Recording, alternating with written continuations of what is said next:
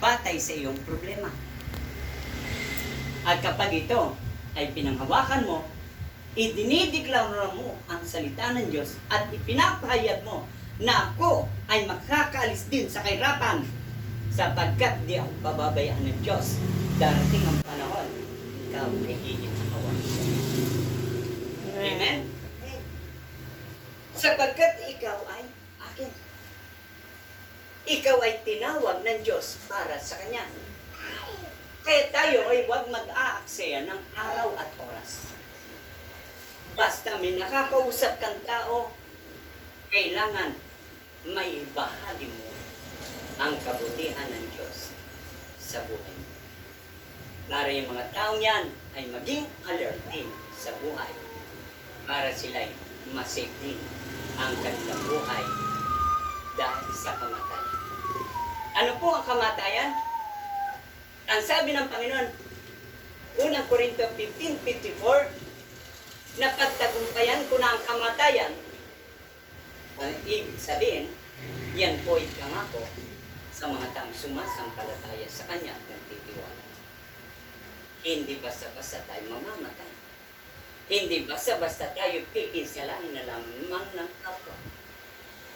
Sapagkat tayo napagtagumpayan na ng Panginoong Jesus ang kamatayan. At lahat ng ginagawa mo para sa Kanya, sa ating Panginoong Jesus, sabi ng unang Korinto 15:58, hindi sayang. Mayroong benepisyo. Mayroong provision.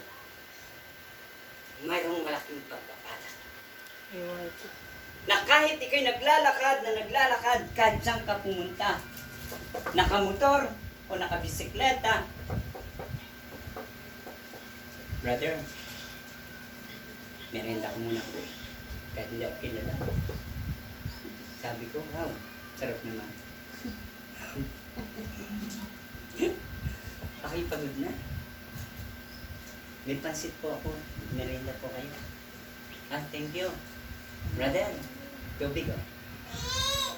Nag-aabot ng tubig yung mga pinupuntahan. Brother, kape gusto mo? Sige po, wala akong tinanggihan. Dahil gusto ko silang pagpalain. Amen? Yan. Totoo po yun. Kaya ito, may mga taong mayayaman. Alam mo, sabi sa akin ng Lord, yung nakanta ng mga mayayaman na malalaking house, magagarang sasakyan at mararaming bank account, makakanta mo. Sabi sa akin, oh, talaga Lord, sapagkat ang mundo ay bilog.